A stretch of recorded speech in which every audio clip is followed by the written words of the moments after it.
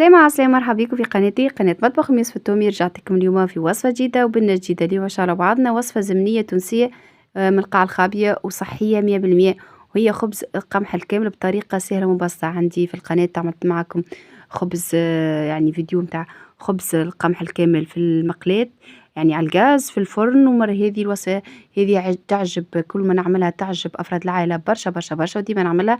حبيت نودكم بها ونعطيكم مقادير مضبوطة ونودكم ديما تعرفون نودكم كامل الحاجة الباهية والحاجة البنينة واللي تفرحكم وتنجح معاكم ان شاء الله يا ربي. ان شاء الله يا ربي اللي يشوف الفيديو ما ينساش يخلي لي لايك وتعليق اسفل الفيديو، وبتشجيعكم ودعمكم رانا نقدموا كل مرة نجيبوا حاجة جديدة ونقدم لكم حاجة جديدة. يلا نتبداو نشوفوا مع بعضنا الطريقة والمكونات. عندي دقيق القمح هذاك عطته لي امي ربي يحفظها وربي يطول في عمرها. خليته هكاك يعني ريحاته ما غير بلاته، خليته بالنخاله نتاعو بالدقيق نتاعو. عندي 500 غرام دقيق قمح و100 غرام سميد ارطب، مع 4 ملاعق زيتونه. هذوكم ملعقه اكل سكر سينوج وبسباس. اللي عنده حبة حلاوة زرعة كتان أي حاجة متاع خبز ينجم يزيدها.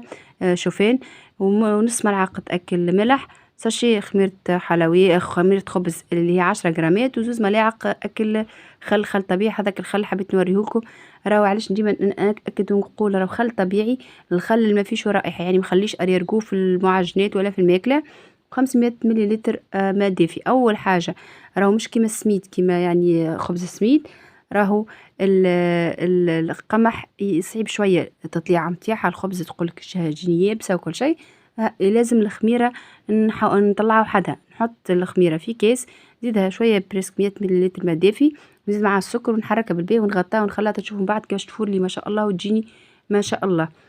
بالنسبه لي باش نخلي الخميره تفور لي وحطيت هذوكم الزريرة متاع الخبز والملح وحركتهم بالباهي، نحركهم والسميد نحركهم مكونات الجافة الكل مع بعضهم بالباهي لين تفور لي الخميرة وتطلع لي. ماذا بينا ديما نستعملوا في الخبز، نستعملوا اي معجن تستعملوا الماء لا يكون دافي لا هو سخون ولا هو بارد، خاطر البارد ولا سخون يقتل الخميرة. شفتوا كيفاش الخميرة فارت لي ما شاء الله. تو باش نزيدها للمكونات الجافة اللي حركتهم هذوك الكل، وباش نزيد معاهم الخل الطبيعي، نحرك المكونات الكل نزيد معاهم زادة الزيت. نزيدو الزيت، راهو ماذا بينا ديما نستعملو زيت الزيتونة في المعجنات خاصة في الخبز باش يجينا الطعم الدبسيسة البنينة برشا. وكي حتى كي تقعد لي طعمة الزيت تقعد لي طعمة زيت الزيتونة البنينة. نبدا نزيد في الماء الدافي بشوية بشوية، نزيد في الماء الدافي بشوية شوية ونلم ونعجن نخدمها بالباهي. خاطر حبة القمح مش الدقيق نتاع القمح خدمته أصعب شوية من الدقيق يعني السميد العادي، ونقعد نخدم فيها بشوية بشوية ونخدم على الصح من الأول. نخدم على الصح ونزيد في الماء الدافي بشوية بشوية ونعجن.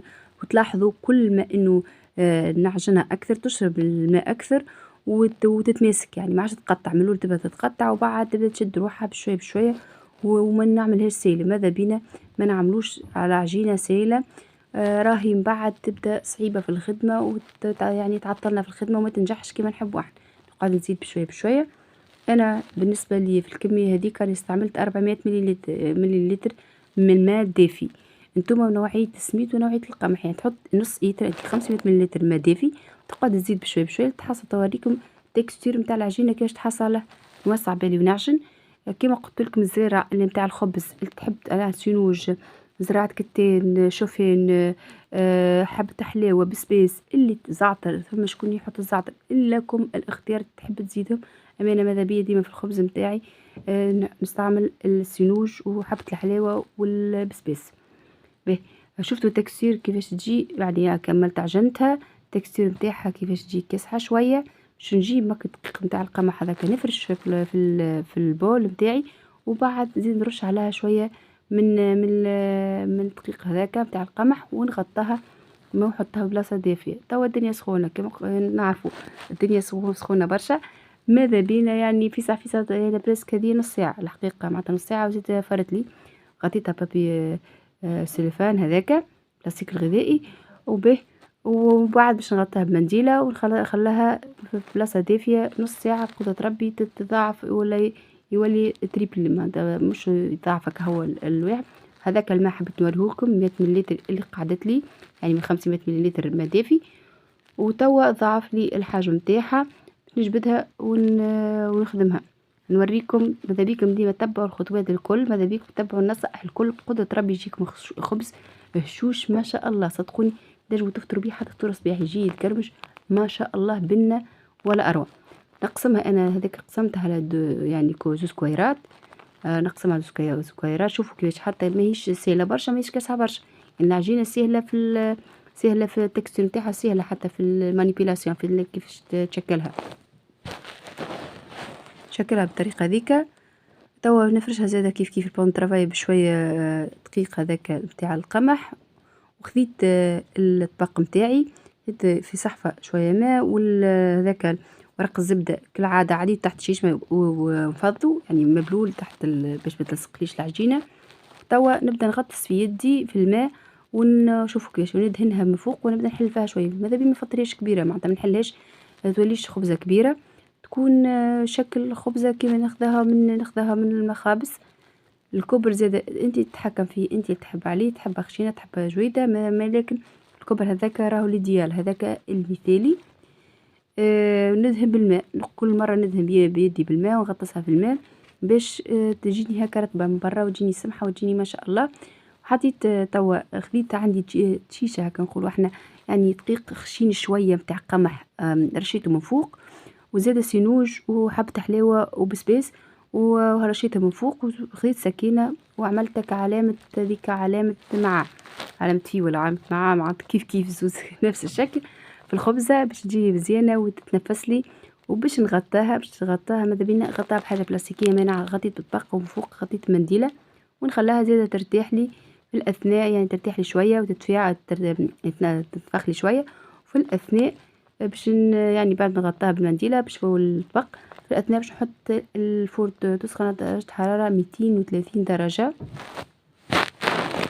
شوفوا بعد كيك ربع ساعة شوفوا كيفاش يعني نفخت ولصقت الخبزات لبعضهم هاك كما تشوفوا. اما راه مش يلصقوا بعد ما تشوفوا النتيجة كيفاش. حطيت الصحفة ديك فيها الماء مع الخبزات باش يجيوني ترين وشوشين معناتها باش ما تشيحليش الخبزة خاطر تطيب تحطها في الفرن بلاش الماء هذيك الصحفة الماء كي البخار هذاك يرجع عليها ويجيبها طرية كما تلاحظوا نمسها بيدي يعني وسهلة يعني تقعد طرية وهشوشة. اما كي تحطها بلا صحفة ماء راهو تجيك يابسة وتجيك كاسحة برشا. نقولوا علاش تجيني الخبز كي ندخلو يجيني كاسح. اي نوعية متاع خبز راه مش كان خبز القمح. شوفوا كيفاش ما شاء الله يعني كيفاش جانا. نودكم ولا نشهيكم. عملت معاه مرقة خضرة هكاك عادية وحمص وبطاطا وعادي وزينتها بشوية معدنوس شوية زيتون. ان شاء الله يا ربي ان شاء الله يا ربي وصفة تعجبكم ان شاء الله تجربها وتنجح معاكم ان شاء الله. ايامكم كلها افراح ومسرات في الامان. نهاركم زين. باي باي. نهاركم زين.